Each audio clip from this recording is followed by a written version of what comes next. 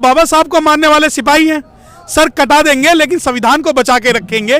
तो हम ऐसी सरकारें तो 5 साल बाद बदल जाती हैं, 10 साल बाद बदल जाती हैं, ज़्यादा 20 साल चलेंगी। हमारी उम्र 60 साल है तो हम 3-3 सरकारें ऐसी बदलने की हिम्मत रखते हैं। बाबा साहब ने कलम दिए हम। मिनिस्ट्री हमारी कहीं ना कहीं जो उसका एक्ट है, हमें लगता है कि वो सरकार के दबाव में काम कर रही है। जो उसे इंडिपेंडेंटली काम करना चाहिए था वो उसने अपना काम नहीं किया है। सरकार ने कुछ आदेश दिया, जुडिशरी ने उसको पास कर दिया। तो क्या किसान नहीं चाहेंगे कि उनकी आय दुगनी हो? पर उन्हें पता है कि ये कानून केवल किसानों को बांधने के लिए और उनकी खेती को बांधने के लिए, कॉन्ट्रैक्ट फार्मिंग का एक पर्पज़ ही रहेगा कि जो भी उन्हें खेती करानी है वो अपने हिसाब से कराएंगे। ठीक है। नमस्कार, मैं विष्णु नारायण द बिहार मेल के लिए गाजीपुर बॉर्डर से, और हमारे पीछे कुछ काला कोट पहने हुए लोग हैं जिन्हें वकील कहा जाता है। और जो 4 स्तंभ हैं लोकतंत्र के, उसमें एक जुडिशरी भी है और उस पर ही बातचीत होगी। मगर अभी फ़िलहाल ये लोग गाजीपुर बॉर्डर इसलिए आए हैं कि ये अपना समर्थन दे सकें उन तमाम किसान आंदोलन को और जो किसान नेताओं को, जो एक आप जान ही रहे हैं कि पिछले 2-2.5 महीनों से किस तरीके से जो है कृषि कानूनों का एक पूरा मसला है। लॉ इस देश में या पूरी दुनिया में 2 ही तरीके से बनता है, या तो वो संसद से बनता है या फिर लॉ ऑफ द लैंड जो बनता है वो कई बार जो एक फैसला आ जाता है उसको ही लॉ ऑफ द लैंड मान लिया जाता है। सर ऐसा ही होता है? नहीं, इसमें एक तीसरा एक पहलू और भी है कि कुछ कस्टम्स होते हैं, कस्टम्स के आधार पे लोगों को एक्सेप्टेंस मिल जाती है।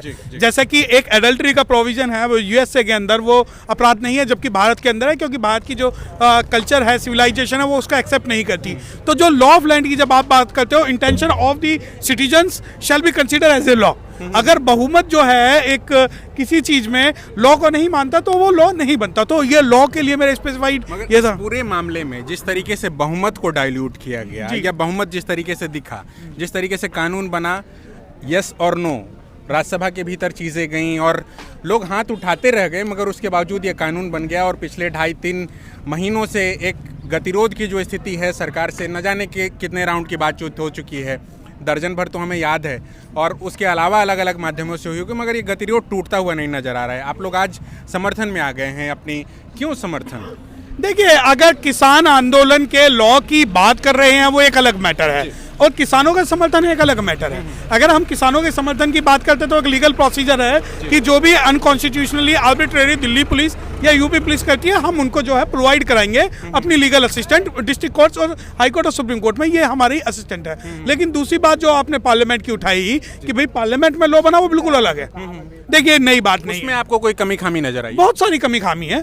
भारत लोकतंत्र से भीड़ तंत्र की तरफ बढ़ता जा रहा है। जब भारत के अंदर तेलंगाना राज्य की बात होगी तो पूरी पार्लियामेंट को हाईजैक करके तेलंगाना बिल बना दिया जाएगा। जब ईडब्ल्यूएस रिजर्वेशन की बात होगी तो 3 दिन के अंदर लॉ बन के इम्प्लीकेट भी हो जाएगा और उसके अंदर किसी की राय भी नहीं ली जाएगी। जब किसान एग्रीकल्चर लॉज की बात होगी, एंसेस्ट्रल कमोडिटी एक्ट की बात होगी, तो उसमें भी ताकत की नोक पे या हम कहें कि चाकू की नोक पे लॉ को पास करा लिया जाएगा, चाहे उसमें जनता का हित हो या ना हो। क्योंकि ये कुछ लोगों के कहने पे, कुछ लोगों के इशारों पे, कुछ लोगों के भले करने के लिए चीजें होती है, तो वो चीजें हैं इसके अंदर।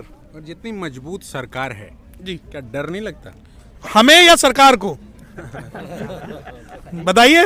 दोनों को एक दूसरे से। देखिए, हम तो बाबा साहब को मारने वाले सिपाही हैं, सर कटा देंगे लेकिन संविधान को बचा के रखेंगे। तो हम ऐसी सरकारें तो 5 साल बाद बदल जाती हैं, 10 साल बाद बदल जाती हैं, ज़्यादा 20 साल चलेंगी। हमारी उम्र 60 साल है तो हम 3-3 सरकारें ऐसी बदलने की हिम्मत रखते हैं। बाबा साहब ने कलम दिए हमको, इसके ताकत पे और अंगूठे के दम पे हम सरकार को बदलने का हौसला रखते हैं। तो हमें सरकारों से डर नहीं लगता। अब आई सरकार को डर की बात। सरकार को डर की अगर बात है तो यहाँ से 100 मीटर दूर जाके देख लीजिए, पता लग जाएगा आपको सरकार डर रही है या नहीं डर रही। जो उन्होंने कटीले तार और किले ठोकी हुई हैं, वो किसी विदेशी के लिए नहीं ठोकी हुई, वो सरकार जनता के लिए ठोकी गई है कि किस प्रकार ये जो जनता है, सरकार दिल्ली तक ना आ जाए और दिल्ली को ना बदल दे। सरकार दिल्ली तक ना जाए। और भी चूंकि लॉयर्स हैं, सर आप आगे आ जाइए, बात कीजिए हम लोगों से।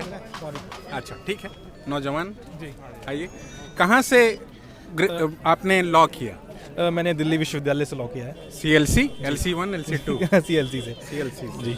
CLC मतलब सबसे ब्राइट स्टूडेंट्स जो इस देश के कम से कम जाते हैं वो CLC जाने की चाहत होती है। बिल्कुल। उसके बाद जिस तरीके से आप ये पूरा लॉ बना जी, उसमें आपको क्या लगा, कुछ गलत हुआ, सही हुआ, सब कुछ सही चल रहा है देश में? नहीं, बिल्कुल गलत हुआ। जैसा कि हमारे किसान भाई बैठे हैं और हमारे अधिवक्ता साथी ने भी बताया कि जो एक लोकतंत्र में एक प्रक्रिया होती है, एक डिस्कशन किया जाता है सबके साथ कि अगर आपके कुछ मुद्दे हैं, आपके कुछ सुझाव हैं, उस पर बात की जाए। यहाँ पर आपने देखा होगा ऐसा बिल्कुल नहीं किया गया।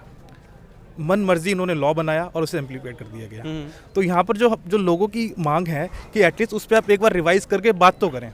तो हमारी सबकी यही मांग है कि उस एक्ट पर बात की जाए और उसको दोबारा से इम्प्लीमेंट जो भी खामियां उसको खत्म की जाए। इसमें जुडिशरी ने जिस तरीके से पहले ऐसा लगा कि इंटरवीन कर रही है, फिर इंटरवीन करने से बचती रही, कमेटी बनेगी नहीं बनेगी, वो भी एक बहुत उसको लेकर के भी बहुत पशुपेश की स्थिति। आप जब इस पूरे कानून को और इस पूरे गतिरोध को देखते हैं बतौर नौजवान जो एक काला कोट पहन करके बहुत सारे लोगों के लिए जिरह करता है, तो कैसे देखते हैं? आपने देखा होगा कि जो आपने बताया कि जुडिशरी हमारी कहीं ना कहीं जो उसका एक्ट है, हमें लगता है कि वो सरकार के दबाव में काम कर रही है। जो उसे इंडिपेंडेंटली काम करना चाहिए था वो उसने अपना काम नहीं किया है। सरकार ने कुछ आदेश दिया, जुडिशरी ने उसको पास कर दिया। तो सरकार हमारे सुप्रीम कोर्ट को जो न्यायिक संस्था है उसको निष्पक्ष रहते हुए ये फैसला लेना चाहिए कि जो संविधान के दायरे में रहते हुए ये सरकार ने काम किया है या नहीं किया हुआ। तो हमारे सुप्रीम कोर्ट को ये सोचना बहुत ज़रूरी होगा कि जो हमारी लोकतांत्रिक जो वैल्यूज़ हैं उसको बचा कर रखें। ऐसा लग रहा है कि गतिरोध टूटता नजर आ रहा है आपको? अभी तक तो ऐसा नहीं है, मगर हमारे हौसले भी टूटते हुए नजर नहीं आ रहे हैं। जब तक संविधान के अकॉर्डिंगली हमारा एक्ट नहीं आएगा और सुप्रीम कोर्ट इस पर कुछ कड़ा निर्णय नहीं लेगी, तब तक ये चलता रहेगा हमारा आंदोलन। आप कहाँ के रहने वाले हैं? मैं रहने वाला हाथरस का हूँ। मेरे पिताजी किसान थे, मेरे दादा किसान थे। हमारी आज तक मैं वकालत में उतर गया हूँ। हमारी अब तक जमीनें गाँव में हैं, हम उसे देखने जाते हैं, उसे सींचते हैं। जब हमने सुना इस तरह का कानून आ गया है तो ये बहुत ही पेनफुल था हमारे लिए। पेनफुल था जी।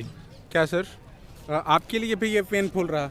बिल्कुल पेनफुल रहा। और आप ये कहाँ के रहने वाले हैं? मैं यूपी बुलंदशहर से बिलोंग करता हूँ। मेरे पिताजी आज भी किसानी करते हैं, उनके यहाँ पर खेत हैं, वो खेती करते हैं। मैं अभी पीछे संडे को ही होके आया हूँ, गेहूँ के खेतों में देख कर आया हूँ। ये जो कानून है खाली केवल ऐसा नहीं है कि किसानों को ही नुकसान देंगे, ये तीनों कानून आम जनता तक को भी परेशान करेंगे, क्योंकि इनकी एक मोनोपोली बनेगी। एसेंशियल कमोडिटी एक्ट में जो इन्होंने एक प्रोविज़न था वो बड़े कॉर्पोरेट हाउसेस के लिए ख़त्म कर दिया गया, जिसकी वजह से अब कोई भी कॉर्पोरेट हाउस कितना भी स्टॉक जो है अपने पास में रख सकता है, जिसके ऊपर कोई लगाम ना होने की वजह से अल्टीमेटली क्या होगा कि आपने कभी देखा होगा कि प्याज के रेट एकदम से बढ़ जाते हैं, आलू के रेट एकदम से बढ़ जाते हैं। वो किस वजह से बढ़ जाते हैं? क्योंकि स्टॉकिस्ट जो है उसे स्टॉक कर लेते हैं और जब उनके दिखता है कि अब हाहाकार हो गया है तब उसे रिलीज़ करते हैं और अपने मनमाने दामों पर। तो सरकार कह रही है कि किसानों के फायदे में है, किसानों की आय को दोगुना करना चाहती है, कॉन्ट्रैक्ट फार्मिंग आएगा तो भी किसानों को फायदा होगा, तो ये बात आप लोग किस तरीके से देखते हैं?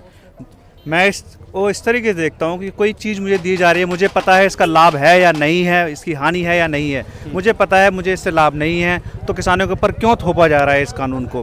क्या किसान नहीं चाहेंगे कि उनकी आय दोगुनी हो? पर उन्हें पता है कि ये कानून केवल किसानों को बांधने के लिए और उनकी खेती को बांधने के लिए, कॉन्ट्रैक्ट फार्मिंग का एक पर्पज़ ही रहेगा कि जो भी उन्हें खेती करानी है वो अपने हिसाब से कराएंगे। ठीक है, तो ये अल्टीमेटली नुकसान जो है आम जनता का होगा, हम सब का होगा। ऐसा नहीं है केवल किसान का नुकसान होगा। ये किसान जो बैठा हुआ है अपनी आवाज़ लेके नहीं, पूरे हिंदुस्तान की आवाज़ लेके बैठा हुआ है, पूरे हिंदुस्तान के नागरिक की आवाज़ लेके बैठा हुआ है। तो ये बात क्या सरकार को समझ में नहीं आ रही या क्या, मतलब इतना रिजिड क्यों है? देखिए सरकार क्या कैसे देखिए मैं बताता हूँ, इसमें सरकार को समझ में सब आ रहा है, पर उनकी अपनी मजबूरियाँ हैं। क्योंकि जो देखिए नागरिक से वोट तो वो ले लेते हैं, लेकिन नोट तो उन्हें बड़े कॉरपोरेट हाउस से मिलते हैं, तो उन्हें उनकी भी बजानी होगी। आपको पता होगा कि ये कानून किस समय में पास हुए हैं? ठीक है, कोविड क्राइसिस के बीच में। ठीक है, अभी एक नोटिफिकेशन निकल के आई थी सोशल मीडिया के अंदर 7 मई 2020 के अंदर, जब पूरा हिंदुस्तान लॉकडाउन के अंदर था, तो अडानी ग्रुप को जो है परमिशन दी जा रही है वहाँ पर अपने स्टोरेज बनाने के लिए।